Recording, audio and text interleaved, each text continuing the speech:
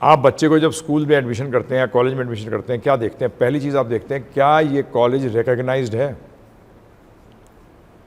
मान्यता प्राप्त है कि नहीं है। तो पद्म पुराण में स्पष्ट रूप में आया है कि परंपरा विहीना ते मंत्रास ये निष्फला मता। अगर ये परंपरा से नहीं होगा तो उसका फल जो है वो निष्फल होगा। जैसे हमारी वाइफ के साथ हुआ, धर्मपत्नी के साथ, उन्होंने ग्रेजुएशन करी एक जगह से, सर्टिफिकेट दे दिया था, LLB किया, LLM कर लिया।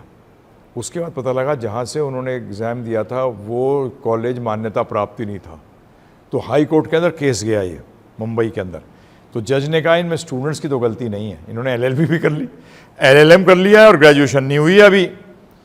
उनको टाइम दिया 1 साल का कि आप 1 साल के अंदर रिकग्नाइज यूनिवर्सिटी से ग्रेजुएशन कर लो, नहीं तो तुम्हारी ये LLB और LLM दोनों क्या होंगी, साफ हो जाएंगी।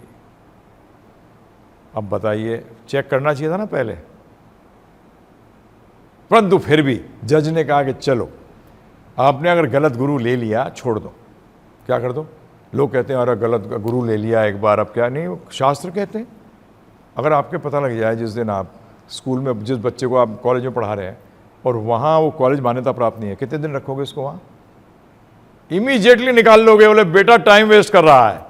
तो पहली चीज़ है परंपरा। अब आप कहोगे परंपरा कैसे चेक करें? तो पद्म पुराण में लिखा है कि 4 परंपराएं वैलिड हैं इस कलयुग में। कौन सी हैं? उनके गुरु कौन आएंगे ये भी लिखा है, दक्षिण भारत से आएंगे चारों के गुरु। उनके नाम क्या होंगे आपने भी सुनोगे, रामानुजाचार्य, माधवाचार्य, निम्बार्काचार्य और विष्णु स्वामी। ये 4 आएंगे, ये 4 गुरु आएंगे जिनके जो परंपरा, जिनके जो फॉलोअर्स हैं, जिन डिसाइपल हैं वो सही होंगे। परंतु इसमें भी एक प्रॉब्लम है।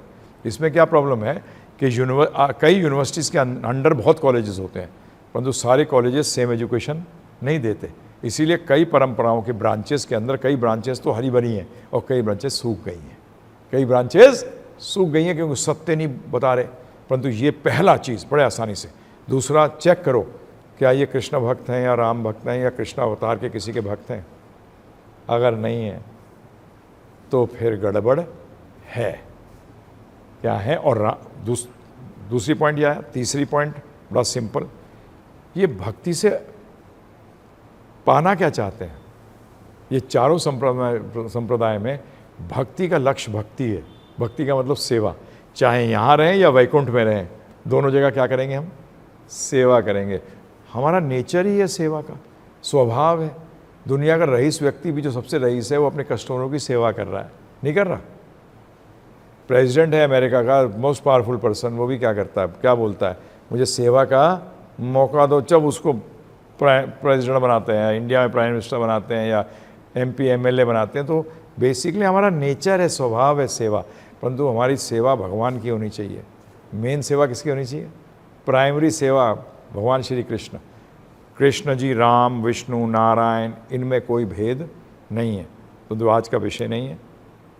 शिव जी और कृष्ण भगवान में भेद है भी और नहीं भी, परंतु इनमें आपस में कोई भेद नहीं है। तो ये चीज़ें चेक करो 2 मिनट। और दूसरा बहुत इंपॉर्टेंट पॉइंट कि जो गुरु है ये सिखा क्या रहा है? ये गुरु जो है ये सिखा क्या रहा है? आप जा रहे गुरु के पास, गुरु जी घुटने में दर्द हो रहा है, क्या करूं? बेटा ये तेल लगा ले। अरे गुरु गुरु है, वैद नहीं है।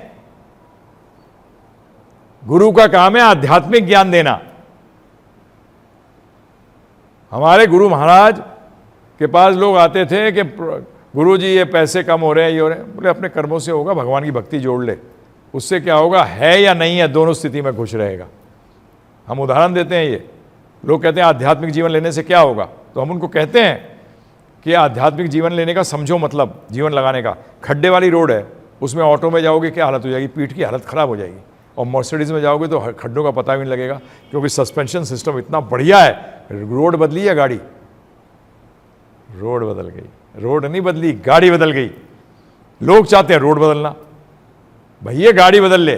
जो आपने कर्म किए हैं वो तो भुगतने पड़ेंगे, परंतु मर्सिडीज़ में आध्यात्मिक ज्ञान में आ जाओ। तो गुरु क्या दे रहा है? क्योंकि भगवान किस लिए आते हैं?